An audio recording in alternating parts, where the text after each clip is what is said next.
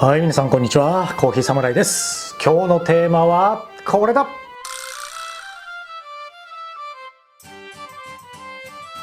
いやー、早いものでね、今年も終わりを告げようとしております。2023年ですね。いやー、もうなんか毎年ね、こう終わりにはその年の、コーヒー雑貨を振り返るんですけども、もうそんなね年の瀬になっちゃったんですね。いや早いっすね、本当。なんか毎年こんなこと言ってる気がします。ということでね、今日はコーヒー侍的コーヒー雑貨もう勝手にアワードというかね、やっていきたいと思います。今回はね、気になったものを6つ、今年はね6つちょっと選んでみました。今日はねちょっとくっちゃべる回でやりたいと思います。それではね、今年最後のご唱和ください。いきましょうか。それでは皆様ご唱和ください。コーヒーは自由だ。いってみよ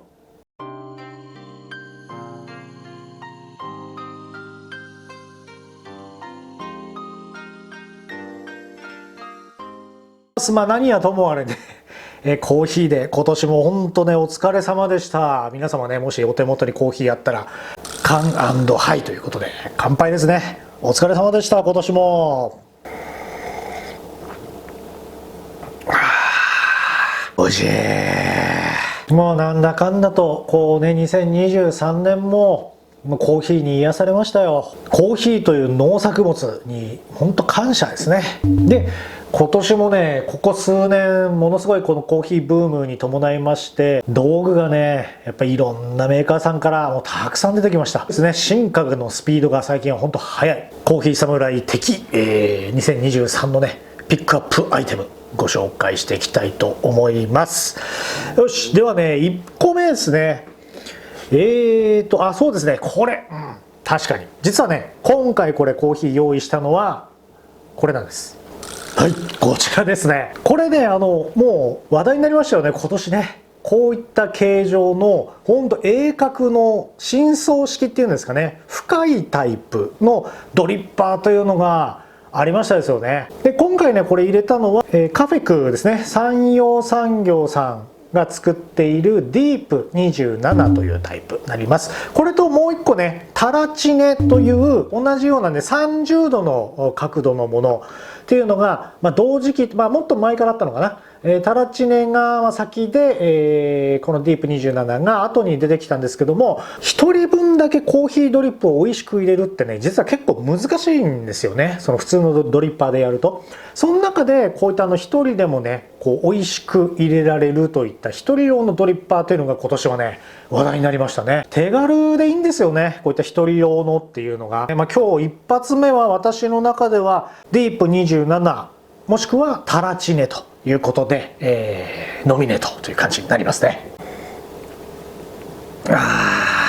美味しいっすね。皆さんもねこの動画見られてる時はもう気軽な感じで見てください。今日はただのくっちゃべりの回ですので。ではですね、次これはねいくかなという感じですね。はい、ということでこのタイムモアから今年はですねこの S シリーズというのが出たんですよね。これはね実はタイムモアってもうだいぶもう知られているメーカーさんになってきましたけど、今年に入りましてこれでこの機種はね C2S というタイプなんですけど、今までのそのタイムモアの C2 とか C3 というのはこの蓋が樹脂製だったので、やっぱ使っていくうちにひびとかがどうしてもね入ってしまったりする現象があったんですね。その脆弱性というのを克服してきたのが S シリーズ。この蓋がねアルミ製に変わったんですよね。で中の樹脂パーツのところを金属製、もうアルミ製に変えてきたので、もう耐久性がぐんとアップしたよっていうようなねそんな機種になってます。もちろん C3 もね S というのも出てきたりとか、 MAX にもね S が出てきたりとか、素晴らしい改良点かなと思います。でグラインド能力もコスパ抜群ですからね、タイムモアはね。はい、ではねどんどんいきましょうか。これねこのメーカーさんというかブランドというのもね今年すごい僕は注目したんですけど、はいこちらですね。エペイオスの電動ケトルになりますね。はい、こんな感じでね、すごくね、こう直感的に使いやすいという電気ケトルなんですよね。で電気ケトルというのも、もう以前からね、なんかこう、だんだん進化してきたような各メーカーさんがね、いう感じなんですけど、今年ね、このエペイオスさんのこの電動ケトルがね、すごいなと思ったんですよ。もちろんね、その沸かす速さもそうなんですけど、でキープ機能があって温度をねこうキープしてくれたりとか、あとダイヤルでこう温度調整をするっていうね、この機能性ですとか耐久性があるということなんですよね。この電熱のところも、すごくね耐久性が上がっているということなんでいいですよね。であと注ぎやすさもやっぱりね、ここのポイントがねすごいあるんですよ。で注ぎやすい、このままねバッといけるというので、今のところねものすごい使いやすい電気ケトルということで、僕はね今年注目いたしました。で次ですね、これですね。はい、ちょっとね現物はちょっと貸し出しをしておりましてないんですけど、絹ですね。これはもう動画でもねいろいろ話したんですけど、本当ねここまでまだ手引きのミルというのが流行ってない時代、まだねコマンダンテも、ほとんどもう高いランクのものなので動いてないような、知られてないようなそんな時代に、もうコマンダンテとこう双璧ぐらいの能力を持っている筒型のミルということでご紹介したことがある絹のグラインダーですね。ドイツ製のミルでものすごいね切れ味抜群なんですよ、当時から。でも高級の筒型ミル、高性能といえばコマンダンテと絹といったぐらい、すごいね、性能を持っていたものなんですけど、いろいろありましてね、しばらくこう表舞台からなんかこう影が薄い存在になってたんですけども、今年ですねいよいよ再度日の目をこう見始めてきて、僕の中では復活かなって。今日本でもちゃんと出ているクラシックというのがもともとねこうあったものに対して、来年はねいよいよちょっともうちょっとお手軽な感じで絹の性能を備えたものというのも出る予定になっておりますので、結構ねまた改めて注目のコーヒーミルかなと思います。はい、ということでねいろいろやってきましたけども、今年ね最後注目を私がしましたはこちらになります。はい、ということでね、ほとんど僕の動画を以前から見ていただいている方なんか、大体予想ついたんじゃないかなと思います。いや今年ねやっぱもう印象的だったのがやっぱビアレッティですよね。僕はやっぱそのビアレッティがもともと好きなのでかなりねちょっとひいきめな感じになってしまうんですけども、マキネッタ好きとしてもねこれは上げとかないとなという感じになっちゃいます。中で今年ね、改めて出てきたシリーズというのがエクスクルーシブシリーズというのがね出てきたんですよね。こういったパッケージでまだね私も開けてないものがあるので、これもね来年に向けて、ちょっと1個ずつね紹介していきたいなと思ってるんですけども、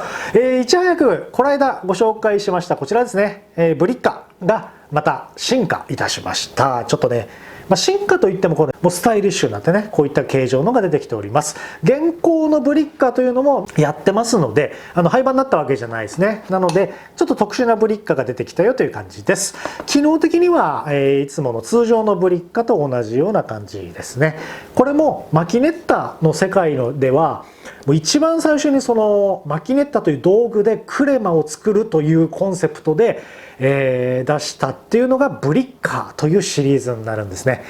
昔からで暴れん坊と呼んでたんですけども、だんだんこう改良されていって精度が良くなっていった感じですね。クレマといってもね、少しきめの粗い感じのものになるんですけど、基本的に通常のマキネッタよりねこう圧が少し上がったりとか、そんな感じにできるので大人気機種という風になってるんですね。その中で今年はこういったエクスクルーシブシリーズというねデザインがすごい特化したね、シリーズが出てきました。これはねマキネッタ好きマキネッターズの皆さんは大興奮したんじゃないかなと思います。ということでね、2023年、コーヒー雑貨アワードですね、コーヒーサムライ、締めくくりはこのビアレッティのエクスクルーシブシリーズということで、締めたいと思います。はい、皆さんお疲れ様でございました。いや2023年もねほんといろいろ出てまいりましたね。どれもね力のあるコーヒー雑貨ばっかりでしたね。ということでね、2023年も本当に皆様ありがとうございました。ご視聴いただきまして、もうこの年もね、皆様いかがだったでしょうか。今年のね、SCAJ も出させていただいたんですけども、まあ活気がね、ありますね。コーヒー業界まだまだ。なので来年もね、この勢いで、やっていけたらなと思っております。そしてね、皆様もぜひ良いお年をね、お迎えいただければと思っております。また来年もコーヒーサムライチャンネルをどうぞよろしくお願いいたします。それでは皆様、素敵なコーヒーライフをお過ごしください。良いお年を。バイバイ。